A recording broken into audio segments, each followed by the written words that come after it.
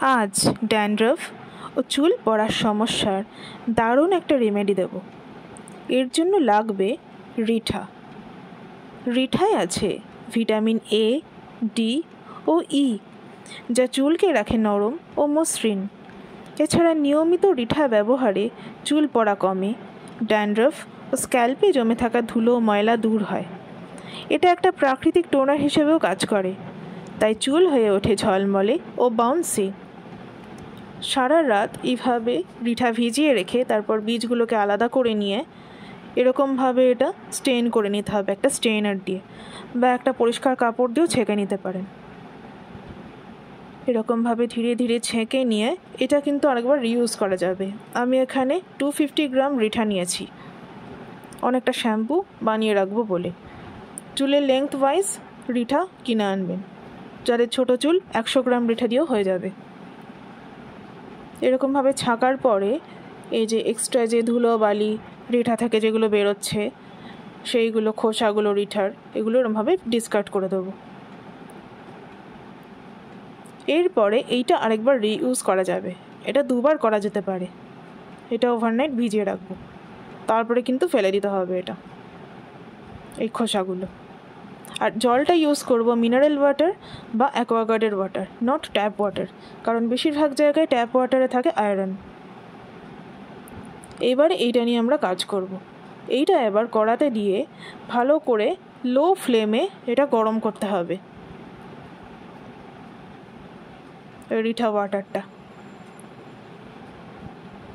ভালো মতো এরকমভাবে ধীরে ধীরে এটাকে আস্তে আস্তে গরম করতে হবে। ফ্লেমটা লোই থাকবে, লো টু শেষের দিকে একটু মিডিল করা যেতে পারে, কিন্তু নট হাই ফ্লেম। ধীরে ধীরে এটার কালার একটু চেঞ্জ হবে, এটা একটু থিকনেস বাড়বে, তারপর এটা নামিয়ে নেব। আস্তে আস্তে গরম হোক, আমরা ততক্ষণে এইদিকে দেখি আর কি লাগবে। এছাড়া আমাদের লাগবে আমলা পাউডার। এতে আছে vitamin C, tannins, phosphorus, iron ও ক্যালসিয়াম, যা চুলের ভেঙে যাওয়া পড়ে যাওয়া কমিয়ে চুলের বৃদ্ধিতে সাহায্য করে।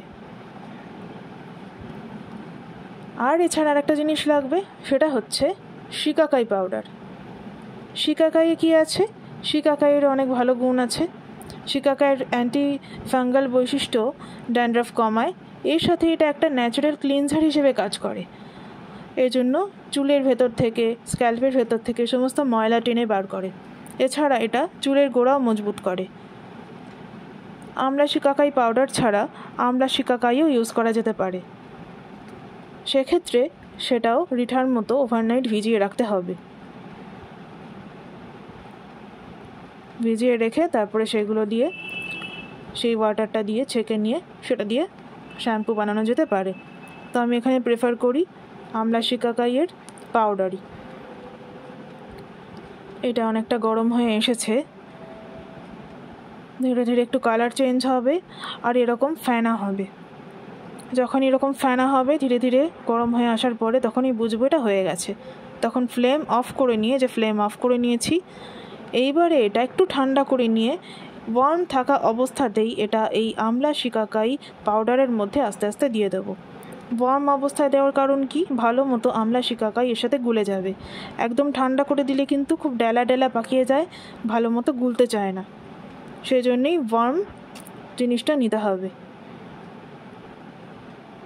একদম গরমও আবার অ্যাড করব না। তো ধীরে ধীরে এটা গুলতে থাকবো, আমলা শিকাকাই আর রিঠার পেস্ট। এই শ্যাম্পুটা কিন্তু খুব কার্যকরী।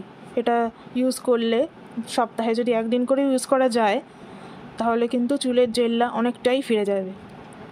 ব্রাউন হেয়ার যে হয়ে যায়, খসখসে হেয়ার, ড্যান্ড্রফের প্রবলেম তো পুরো কমে যাবে। এটা তো আমার ফেভারিট শ্যাম্পু, সপ্তাহে একদিন তো ইউজ করতেই পারেন।